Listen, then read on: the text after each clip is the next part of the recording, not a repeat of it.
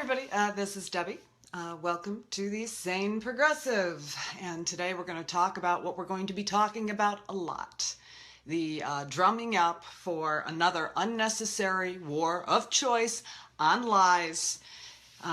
We have manufactured propaganda coming out, and this is absolutely atrocious. We need to be protesting. We need to actually be pushing back very, very hard.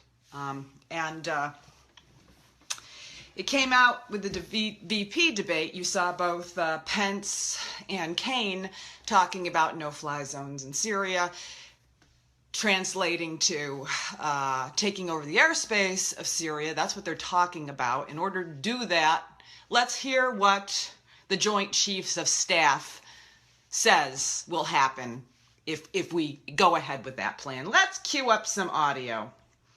Let's listen into this. See if the chair wants to add anything. Well, let me just ask this, if you don't mind, Secretary Carter.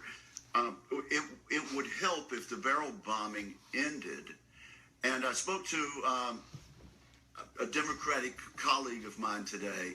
I've been calling for a no-fly zone to stop the barrel bombing, and I asked this colleague of mine on the other side of the aisle if he would support that, and he said yes.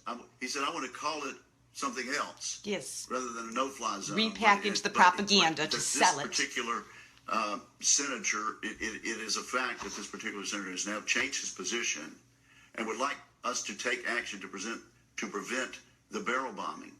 What is your position about that? And wouldn't it help if we took decisive action and ended this carnage? Listen. Listen. I don't know the specific proposal which you're discussing with your colleague. Make one comment and see if the chair wants to add. I think he was talking about a no-fly zone, well, but okay. Described in more palatable terms. Palatable terms. Different proposals have been made, but manipulative terms. Focus on manipulative right now, terms is the one Secretary Kerry's trying to promote, namely a no-fly zone for the Russians and the Syrians who are attacking the Syrian people. If they're talking about a no-fly zone for American aircraft fighting ISIL, needless to say, Syria can't control their airspace, but we can control their airspace. Yes, because I think that's what is. But it's not called that. But Secretary Kerry's trying to get a stand down of the Syrian and Russian Air Force, and if he's successful, that would be a good thing. And you ask the chairman if he has anything to add. So let's ask the chairman. As the situation on the ground changes, I think I have a responsibility. We, the Joint Force, has a responsibility to make sure the president has a full range of options. We have discussed that issue in the past under certain conditions. The conditions on the ground will change, and we'll continue to look at those options and make sure they're available to the president. What about the option of controlling right here. The airspace? This is it, right here. Barrel bombs cannot be dropped. All what options? What do you think of that option, sir? Right now, Senator, for us to control all of the airspace in Syria would require us to go to war against Syria and Russia.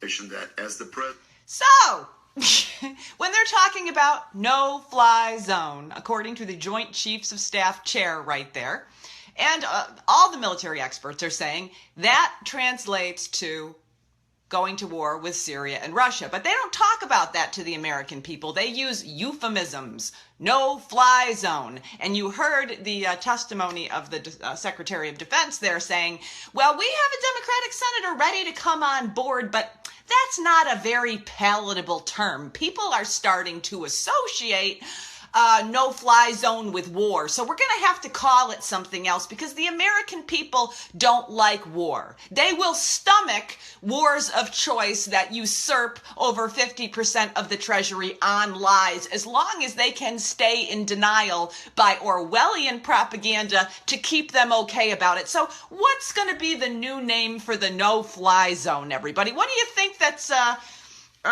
going to be the new propaganda term? Something like, the no Tweety Bird zone, something like that. I am so sick of this. And I have more clips that I want to share with you. And I'm going to be doing a lot. Oh, yes, safe zones. I love that too, Teresa.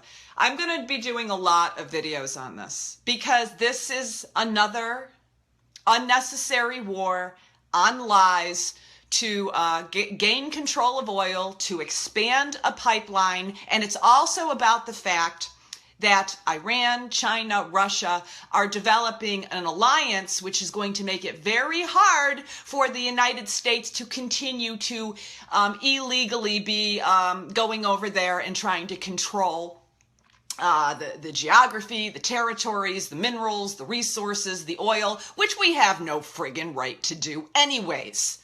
It's all against international law. We're a bunch of criminals. We really are. But before I get into playing an excellent clip I have up here of Max Blumenthal, who does a much better job explaining the white helmet propaganda that's going on, I want to talk a little bit about what allows this to continue. Americans have become complacent. They have become numb to the fact that we are constantly committing atrocities, unnecessary atrocities that are not making the world safer. Actually, it has come out again and again from our government's own reports that we have made the world less safe with our destabilizing wars of choice for profit in the Middle East. You bomb, if you can use logic, if you bomb innocent people, they may want revenge. I think it would be a really good exercise for the American people. I know that we don't consider the people in these other territories, in these other countries in the Middle East as fully human because our media has done a great job of othering them. And so we don't think of them as fully human like ourselves or counting like ourselves, because if we did, we could never support any leader, Democrat, Republican, Independent, I don't care the meaningless letter after their name. The American people would not abide people who advocate for committing atrocity and murder on lies as somebody who is a viable presidential candidate. Okay? We wouldn't. But we don't view people, because they've been so othered, that we don't view people in the Middle East as terrorists, as people. We view them as terrorists. We take a religion of the Muslim people, which encompasses over 1 billion people, and people have this image of a dark-skinned male with a beard who carries a rifle in the desert in a robe. And that is our view of Muslims, because we are so propagandized to and so friggin' ignorant. We are so ignorant, and we are so entitled in our ignorance. So, can you imagine, though? Can you imagine? I said this in my last video. Now, we're not officially, they're saying this might bring us into war. We're already at war with Syria. Let's put that on the table right now. If you drop 20,000 bombs on a country since January, and I'm sure that number has gone up because that was through August, you're at war with those people. You're at war with those people. We've dropped 20,000 bombs. All right? Can you imagine? Let's put ourselves in another person's shoes. What if another nation bombed America? Heaven forfend! Heaven forfend! Because we count. We count. Right? Can you imagine one school being bombed? One hospital being bombed? Can you imagine if we had our hospitals targeted and we had volunteer doctors over here trying to save people's lives here, and we had that other country committing murder on those doctors to make sure that they wouldn't stay in our country to save our lives, so that they would be intimidated because they were bearing witness to that country's crimes. That's what we do. That's what we did with Yemen and Doctors Without Borders hospitals. We target Doctors Without Borders hospitals because they bear witness to the crimes we commit. Any American if it was their town, their children, their community, their family, their neighbors, they would want, what do you think their reaction would be? Would we greet them as liberators? Would we say, thank you for destroying all of our infrastructure and our bridges and our hospitals and our schools and making us have to flee and have no homes? Thank you so much.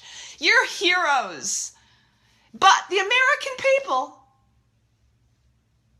who don't give two shits about the people of the Middle East, because they're not real to us. And don't tell me you do. If you will support people who will go and massacre people on lies and think that's an acceptable choice in a president, you are an enabler to that. And the only reason that you can rationalize that craziness in your mind is because you actually don't think those people count. The fact that Hillary Clinton could give the Bush administration permission to commit a war crime in Iraq, repeat the same thing in Libya, want the same thing in Syria, destabilize all of Honduras, backing warlords in that illegal coup. You know how many people died because of those actions? You know how much suffering, how many children were massacred, how many refugees that she was... No, it's not all her. Certainly not all her. There's plenty of blame to go along with these pseudo-liberal Democrats who are now just as horrendous as the neoconservative war hawks in their policy.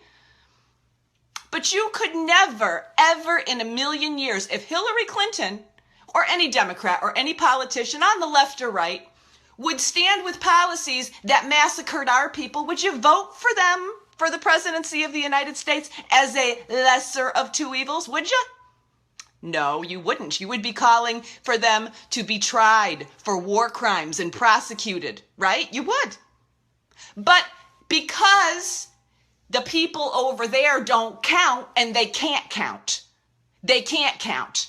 Because if you can rationalize supporting somebody who is responsible for unnecessary murder all over the world, but you're okay with it because it didn't happen here, but you wouldn't be okay with it if it did happen here, there's the problem right there. And I've talked about this again and again and again. Until people get over their insanity, and it is insanity, it is a huge cognitive dissonance, it is totally illogical. If people will accept through Democrats, which they claim to oppose through Republicans, you're never, ever going to get anywhere. You have to oppose the corruption, the insanity of this whole murderous system. I am floored by the hypocrisy.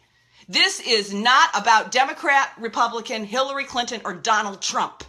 The Democrats just make it more palatable for you to accept status quo that is absolutely not acceptable. That is where we are lost, and that is where we need to do our work. We play politics like sports teams. It's not real to us. It's not real to us. And this entitlement that we think it's okay for our government to go murder people if we feel that they might threaten us even someday. Because we're so entitled to our comfort and our superiority as Americans. Well, I don't want to feel frightened, even though that fright is manufactured on lies so that you will go along with atrocities and murder that is unnecessary, destabilizes the world, and equates basically to massacres in our name on a constant basis. It is time for the American people to look in the mirror on this issue. Because it is, you know what? I said this in my last video, and I'm going to say it again and again. Entirely possible to know that the whole case for 9/11 was made up bullshit and manipulation at the time. Entirely possible to know that we shouldn't have gone in and got to the Gulf in the first place back in the 90s. I've protested both those wars. And I've been protesting the war since I was getting out of high school. And again and again and again and again and again, the people who say this is bullshit, they're manipulating us with propaganda, turn out to be right. It's time the rest of you guys start listening to us. Okay, we have the track record of predicting what happens and telling you in real time what the news will report in 5 years after we massacre another million people on lies, after we create another 2 million, 3 million, 4 million more refugees, after we maybe put ourselves into World War III. Okay, because that's what you're talking about, people who do not understand foreign policy. Did you hear? Did you hear what the Joint Chiefs of Staff just said? If you do the no-fly zone and we control their airspace, that's going to put us into war with Syria. It's going to put us into war with Russia. And it probably will draw in Iran and China. And that at that point, you're talking about World War III. And we have these moronic corporate media puppets who are just putting out this propaganda on the lies, on the same manipulative bullshit that they do every single time, totally abdicating any of their journalistic responsibility. And that is what we're talking about right now. Do you see that as, possibility for World War III? And I'm not trying to be dramatic with that. That is a real scenario that could occur. And what are we talking about right now in this pathetic joke farce of an election where Hillary Clinton, the candidate of the neoconservative war hawks and the neoliberal fascist alike, will be installed? Homeland Security is trying to get jurisdiction in all these states voluntarily now for a reason. And it's not to ensure anything but the candidate of those who install presidents takes the nomination as planned. It is sick what is going on. It is sick what's going on. I see Hillary Clinton come out yesterday. Donald Trump is mocking people with post-traumatic stress disorder. Well, that's kind of vile and it's kind of ugly. But Hillary Clinton, hey, you know what? You've been more than happy to manufacture many victims of post-traumatic stress disorder by standing with unnecessary wars on lies, advocating unnecessary wars on lies that puts our soldiers unnecessarily into harm's way, which is about the biggest betrayal you can do against the American citizenry. To use our soldiers as pawns and puppets for the control and wealth of your corporate billionaire friends and warmongers. So you know what? If you're going to stand with policy that creates the PTSD, then you can shut up about talking about Trump for being disrespectful about it. Your actions in standing with these wars for profit on lies certainly give you no right to be casting stones at anybody, you fraud. You fraud, like you care about people with PTSD. The whole country is under PTSD by the policies, the economic deprivation of because of the policies that you and Bill and the Republicans, it's all the same thing. All of you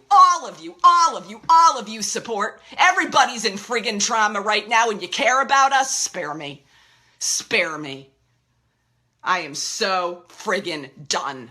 So let's talk about what is really going on. Now, I want to talk to you now about the propaganda that we manufacture. How sick, what kind of sick government works with organizations to create propaganda to manipulate people's emotions around children? Our murderous, hypocritical, phony, fraudulent, criminal mobster government. That's who does this. That's who friggin' does this. Let's look at the, this is on the Real News Network, and this is something you need to share.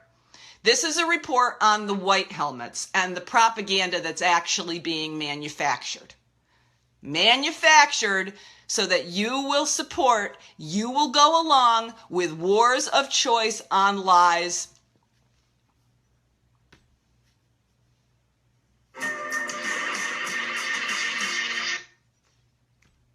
Let's see. rescuing people in an impossible situation. But this is a particularly unusual first responder organization that's also going to Washington, was just in Washington this week at the Atlantic Council, alongside former Defense Department and State Department official Frederick Hoff, to push for some kind of missile strikes on Syria from the U.S. This was a shocking event, and it's of a part with the overall agenda of this organization. The White Helmets were created in 2013 with funding from Western governments and training from a British mercenary named James Lemercier, who was operating formerly as a mercenary protecting gas fields in the UAE. He moves into southern Turkey with money from the State Department and the British Foreign Office to train up a group of first responders. The money that this group started to receive, first in the hundreds of thousands and then in the millions, came through the USAID, the United States Aid and International Development Agency for International Development's Office of Transitional Initiatives. This is, as Jake Johnson at the Center for Economic Policy and Research has demonstrated, the political arm of USAID, the arm that has promoted regime change and political subversion around the globe.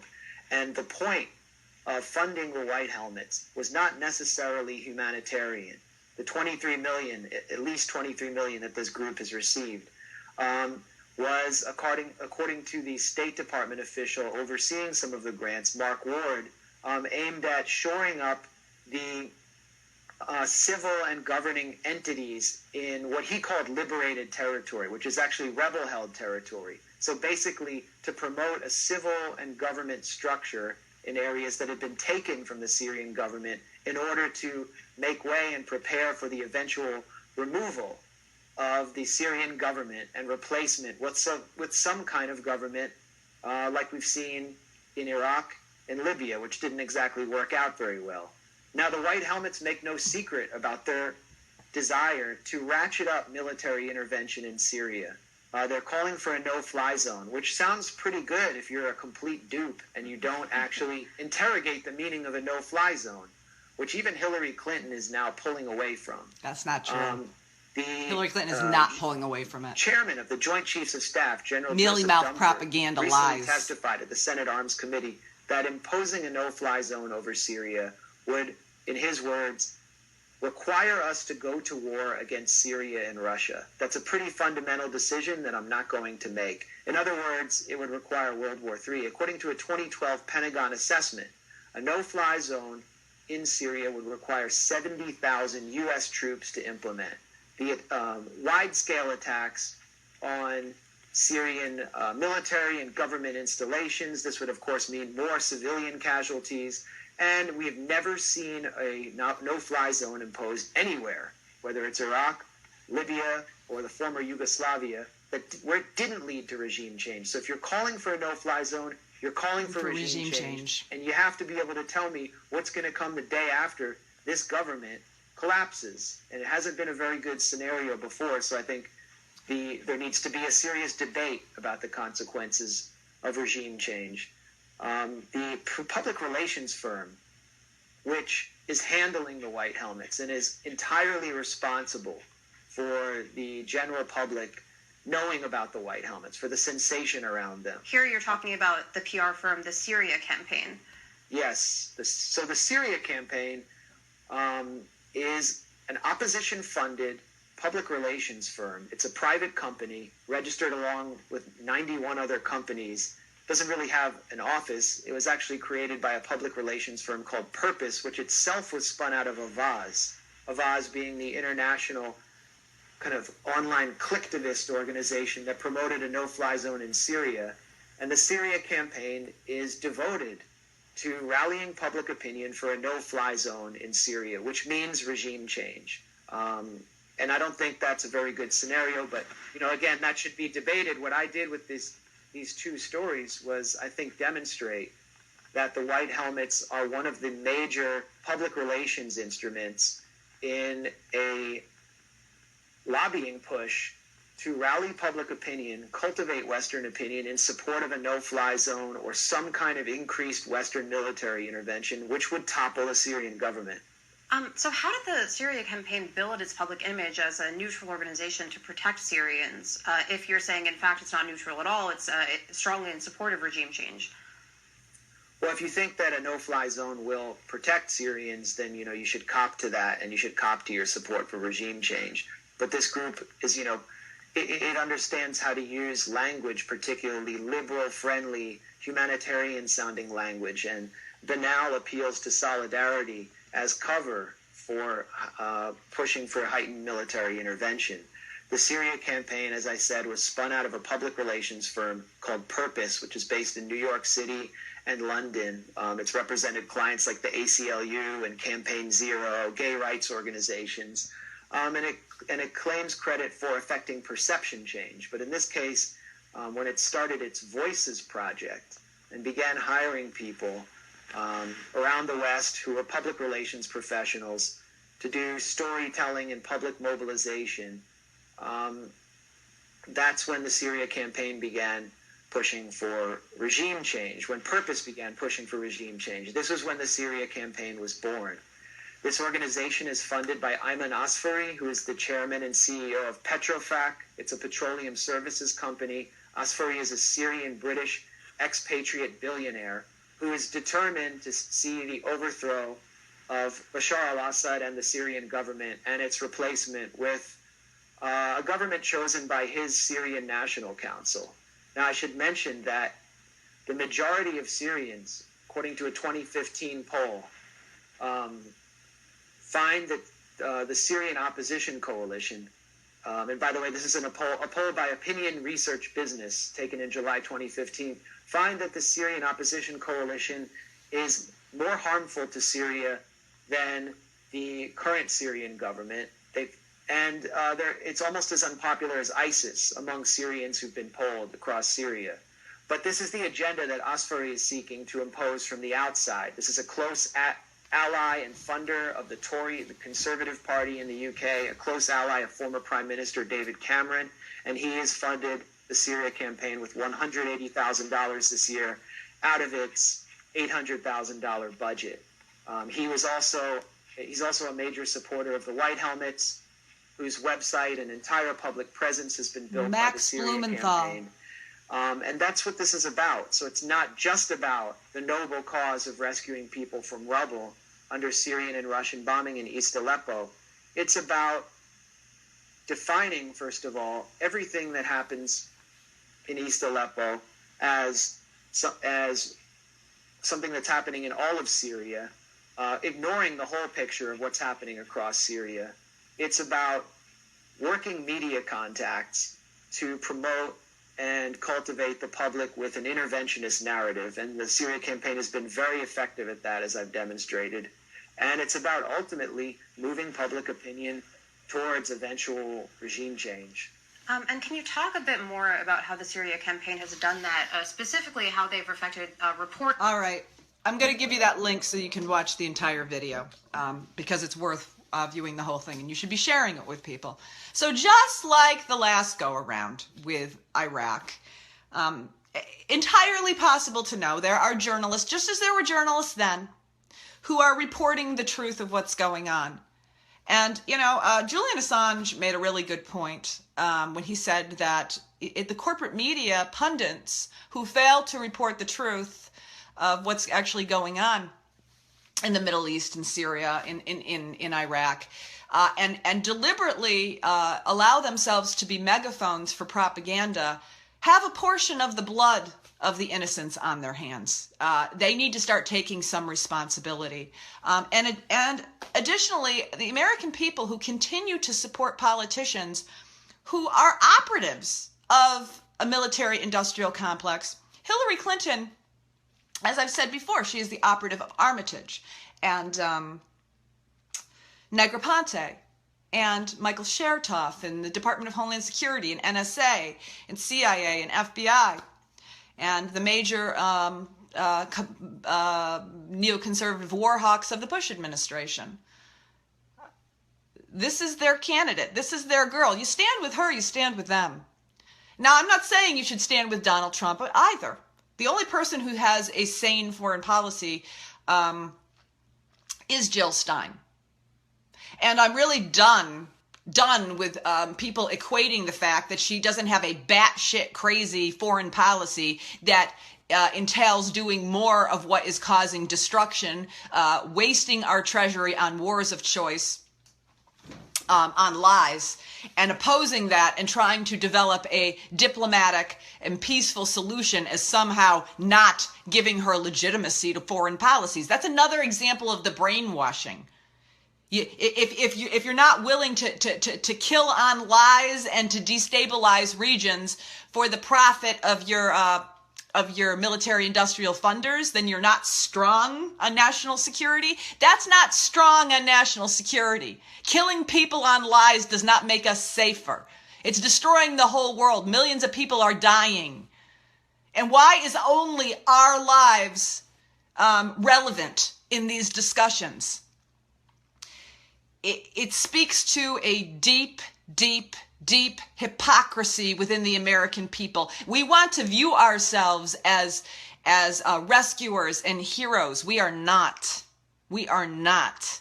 We are the world's biggest terrorist at this point. We are the ones who spend the majority of our money on war. And we are so sick and so indoctrinated, we now view it as normal. So it's really about changing mindset. Now, something really important to think about here is they're spending a lot of money and investing a lot of energy and time to control the perception, to drive support for another illegal war on lies, fought for a pipeline and fought for territory control. That tells you that the people and our opinion actually matters, because if it didn't matter at all, they wouldn't be manipulating us this way. They wouldn't be spending so much energy to keep up this farce. Because if the American people had a media that told you the things I'm telling you and told you the things that Max Blumenthal is telling you, and is telling you the things, Glenn Greenwald, The Intercept, always read that every day. You go to The Intercept, and he's got an article saying, hey, do the vice presidential candidates know that, war in Syria means, or a no-fly zone in Syria means ground troops? As Max Blumenthal just said, 70,000 ground troops. So this is about perception. And when we talk about what we need to do in this country to change things, we need to change the American people's perception away from accepting the insanity of lies, manipulations, and when we get to the point that we understand, we cannot be supporting these kinds of atrocities, these kind of murderous policies, these kind of wars on lies, these kinds of wastes of our money, in any politician, Democrat, Republican, Independent, Libertarian, Green, anybody, now Greens don't advocate that, but for anybody who advocates it, you don't support that. If people withheld their support, we would change the trajectory of this country. But we are so lost, so brainwashed, so propagandized to, we cannot even imagine a world where this will be different. And when we gain the ability to pull our heads out of our collective ass and view the world in a way that values all life in every country, views everybody's life in every country as valuable, as not expedient. As when we view the people of the Middle East and their lives as valuing them as much as the lives of our own citizenry, then this country will begin to heal. But we don't have that right now. We have a population that is lost. I've said this before. We're watching all these liberal commentators. Keith Olbermann, my God, he was my hero before this. Michael Moore. You're seeing people who are deceiving themselves and thinking that they're supporting the atrocities committed through the war puppet, the corporate puppet, the darling of Wall Street, Hillary Clinton, makes them somehow better than those who support those kind of atrocities through Republicans and Donald Trump. It's the ultimate liberal hypocrisy. You know, instead of talking about what you don't support, I'm going to talk to you about what you do support and what you are codependent enablers to. The Nation had me cracking up on Twitter yesterday. They were talking about, we will never know. We will never know how far we can push Hillary Clinton unless we elect her. Oh, the Nation. If you just love her more, will she change? If you just hide the bottles under the cabinet, will she do right by you, baby? Will she? Give me a break. You do sound like the spouse who is talking about how it's going to be so different when I get home from the hospital, from this broken skull and broken jaw that he gave me. Things are going to be different then.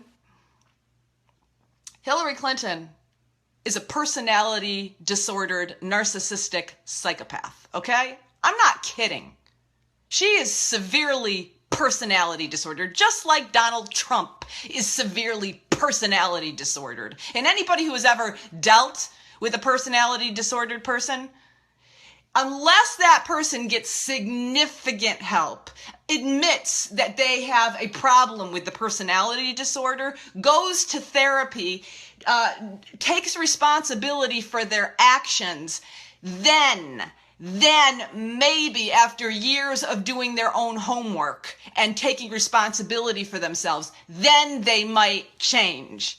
Hillary Clinton she just put in as honorary chair of her campaign Debbie Wasserman Schultz after she had to step down from the DNC for corruption, for helping to manipulate the primary so that she would be installed and Bernie Sanders would lose. That's what she thinks of you, Nation. That's what she thinks of you. Give me a break. Stop rationalizing supporting someone. Stop defending the indefensible. Stop defending the indefensible, all of you. We all have to own the fact that all of us have a little teeny piece when we give up our support, when we stay silent and will acquiesce to evil because they're going to do something worse. Really? We're getting ready to go into World War III. How much worse does it have to get? They're destroying our water supply, fracking the world, burning down our resources that is going to cook the globe. How much more? How bad does it have to get before we will not support it, no matter how they package it and wrap it up? How many more times? This is getting ludicrous. This is getting ludicrous. It's getting obscene. That's why I have everybody's asking me, so I'll show you. It's my Archie Bunker for President t-shirt. It's from the 70s. I got it at a tag sale. So really, this is not that hard. This ends when we stop being codependent enablers to it, when we stop allowing it, when we stop rationalizing supporting something that should not be supported because we're afraid of something worse, when we realize that the country is in full-out crisis, that our government has ceased to work, and now we have to show up as the American people. And just because we don't know quite what to do, because I think a lot of people are like, well, what do we do? What do we do? Well, just because you don't know what to do doesn't mean you keep doing more of what hasn't worked. You stop. And this is where the opportunity is, because if you're feeling really afraid or really uncomfortable and you're going to go outside of what you've always done, which has given you this false sense of security, and it is a false sense of security because the future of your children's lives, your grandchildren's lives, and all life on this planet is being jeopardized by your acquiescence to full evil, the whole spectrum of it. There's your opportunity. Change occurs outside your comfort zone, right? That is where the change occurs. People have to be willing to go to that place and sit with that discomfort and sit with that fear. And then they have to find their voice. and speak out and push back hard. In every single conversation that you have with people, when you hear the lies and the propaganda that gets seeped into people's heads, every time that you stay silent when you're in a conversation like that, and you let that go by, and you just sit and nod your head or stay silent, that is how it spreads. You have got to raise your voice. And now, I'm not saying to get into a confrontation every single time that happens, but you need to look for your opportunities to speak out. And there's plenty of opportunities that come and go that we just stay silent because it's easier to stay silent about something. We are really, look at what our country has become. And I'll end with this. It's because we just keep acquiescing to this. There was no responsibility for starting a war on lies that killed 1 million people, 1 million people murdered on lies. Hillary Clinton was one of the people who gave authorization to that. That person should never, ever, ever, ever, ever be considered viable for the presidency if you give authorization to a crime that you could predict ahead of time. So, I lost my train of thought.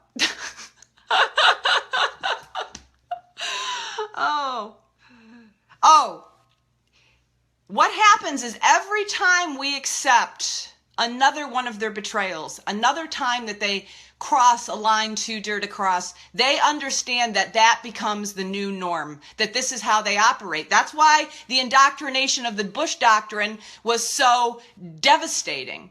War on lies, on the suspicion of a future threat, is now the mentality that the U.S. uses to go to war. The fact that the Obama administration didn't prosecute that was really the most horrifying aspect of that to me. It wasn't just the fact that people should be held accountable for that kind of atrocity occurring and manufacturing an unnecessary war of lies. They should. But the most significant part of that was that it became a new normalized policy. We had Dr. Strangeloves, 2 Dr. Strangeloves paid $80 million to implement a sick, torturous regime. That's the kind of stuff you associate with Nazi Germany. We did that. We did that. We did that. And the president who failed to hold the Bush administration to account and has actually expanded the geography on the war on terror, war on a feeling, enjoys a 56% approval rating. What the hell is wrong with the American people? This is unacceptable. And you know what? Karma is a bitch, guys.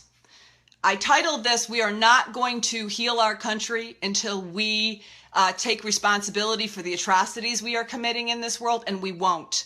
Empires always fall because of their hubris and their overreach. And we are not going to be able to continually inflict mass suffering all over the globe and just be ignorant of it or ignore it or pretend it doesn't matter, or God help us support the most effective operatives of war we have as liberals and then lecture Trump supporters. You hypocrites. You hypocrites. You hypocrites. It's time the American people, forget the politicians, forget the corporate media, forget Democratic, Republican. It's time that every single one of us, as the American people, look in a mirror and hold ourselves to account for what we allow in our name. And if you don't do that, your hands are stained with blood as well. All right, as always, this is Debbie, the Sane Progressive. You guys stay sane, you speak out, you push back, you fight for the Syrian people. They are our brothers and sisters. You fight for the Syrian people just like they are your neighbor next door, because they count just as much.